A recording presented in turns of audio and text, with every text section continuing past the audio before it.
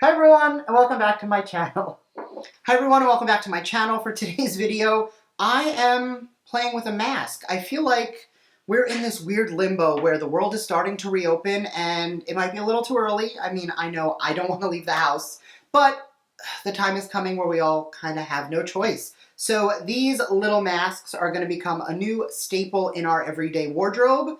And obviously, we still want to throw on our makeup in the morning, look and feel our best. So I wanted to show you guys my go-to transfer-proof routine for keeping your makeup off your mask. I'm wearing a white mask, and with the exception of a tiny bit on the guard for the nose, there is no makeup wiping off on the mask. So if this is something you're into, make sure to keep on watching. And please don't forget to subscribe, because that's the best way to stay up to date on all the fun stuff I'm posting. Also, please stay safe. Please be careful. If you do leave the house, be protected. Let's jump into the video.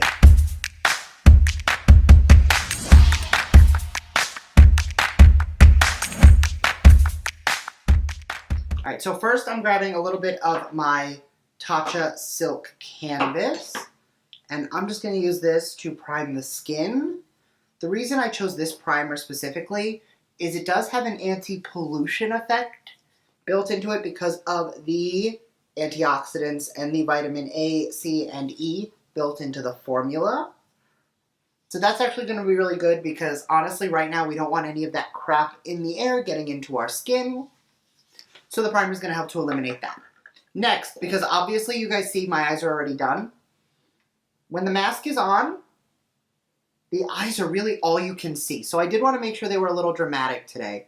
So the upside to this is an excuse for us to be super dramatic on our eyes, but we still want to make sure that our foundation and everything below does not rub off onto the mask. So we want to make sure it's super long wearing. So I'm going to grab the Beauty For Real MVP. This is in the shade Medium 1. It is a primer, SPF, tinted moisturizer, pollution protectant, and concealer in the cap. So I have a concealer and my tinted moisturizer. I'm going to apply a light layer of that. I know that looks like a lot, but I promise it isn't. And I'm going to grab a foundation. Actually, no, I'm going to use a sponge. Since we want it to be super long wearing, we want to make sure that we are pressing it into the skin. So I am using a sponge. Normally I do use a brush for this, but if you want it to be like you can touch it and it'll be transfer resistant, that's when you really want to make sure you are using the right tool. I know it looks a little dark on me. I know once you blend it out, it does kind of adjust to your shade. So it's not going to look quite as dark once I blend it out. While it's still a little wet, I'm going to grab a small brush and the concealer in the cap. And I'm just going to add this anywhere I want to brighten. Now, even before quarantine, this was like my go-to routine. The only difference is I now use a certain combination of tools, techniques, and powders to make sure that it lasts even if I have a mask on. Again, I know this looks intense. A little goes a very long way, but I'm going to blend it out and it'll all end up coming together, I promise.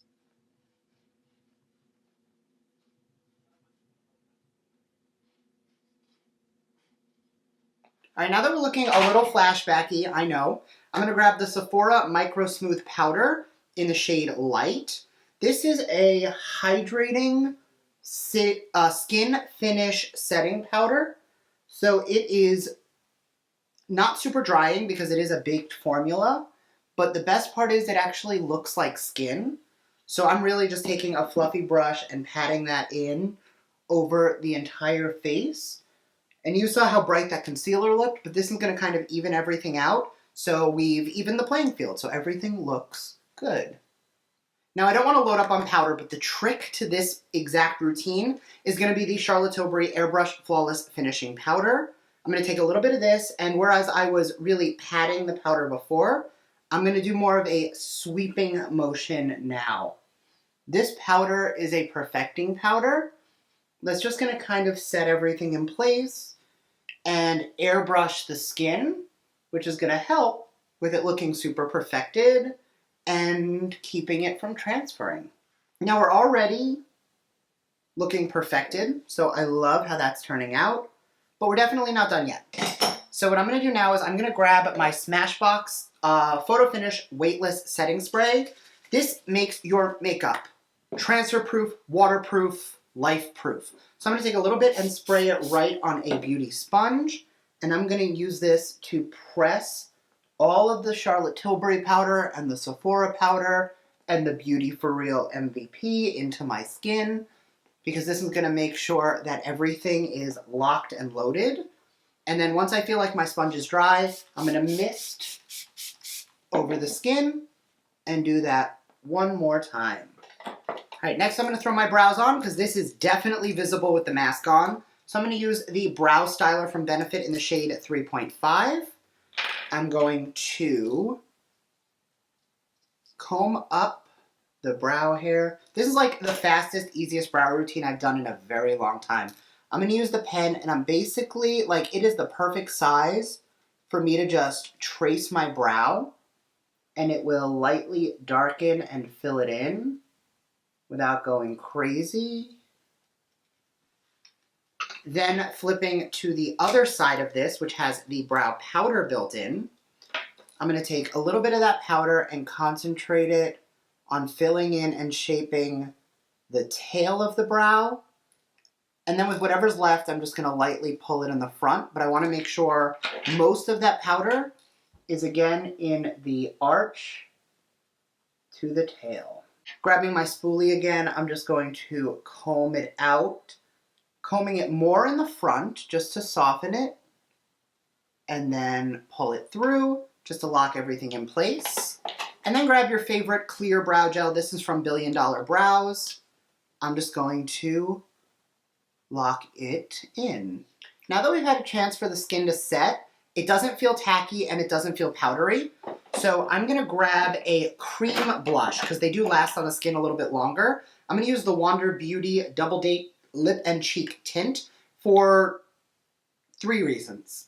The first reason is it is a cream blush, so it lasts longer, but this is one of the few cream blushes that you can apply over powder and you won't have an issue.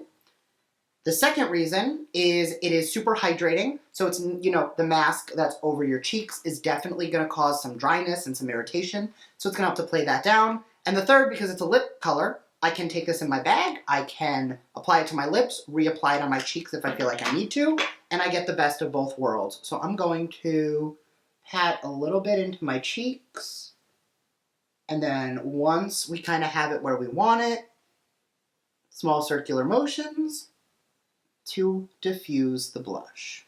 With whatever's left on the brush, I'm going to put a tiny bit down my nose, because that is honestly one of my favorite ways to apply blush. I am going to take whatever's left on my powder brush and just lightly set it down, just because for me, that's going to make sure that it lasts on my skin a little bit more. And then back to the sponge, pressing it in. Last thing we need is a tiny bit of bronzer. So I'm going to grab the Beauty For Real Coco Cabana Cream Bronzer. And I'm actually just going to wipe off this brush and use the same brush. I'm going to take a tiny bit of this, because this is also one of the few products that does work well over powder. And I'm just going to add a little bit of warmth to the perimeters of the face.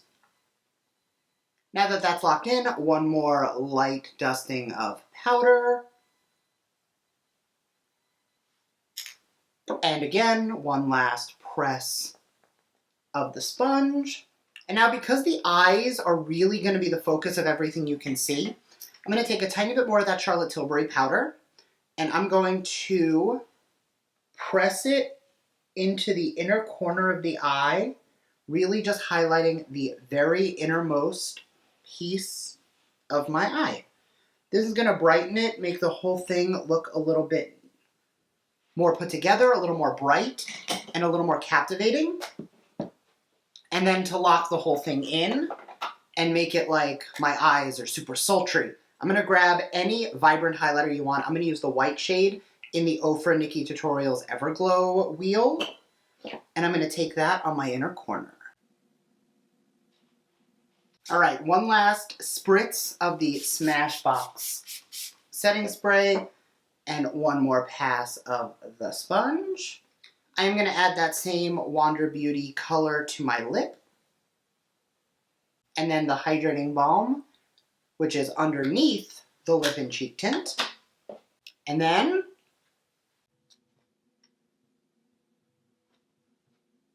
and no transfer.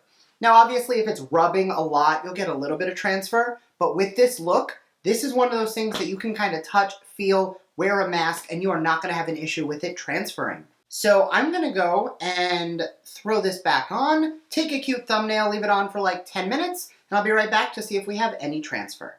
Okay, so inside the mask, there is a tiny bit of transfer up on the nose guard, but that is it. This is actually held up quite nicely. So this has been a tutorial, nice and easy, on when we've got to start going back into the world and masks have kind of become the new normal. How do we stay glam and keep ourselves looking and feeling great when we have to put one of these on every time we leave the house? So please be responsible, wear your masks. Thank you guys so much for watching, and I'll see you guys next time.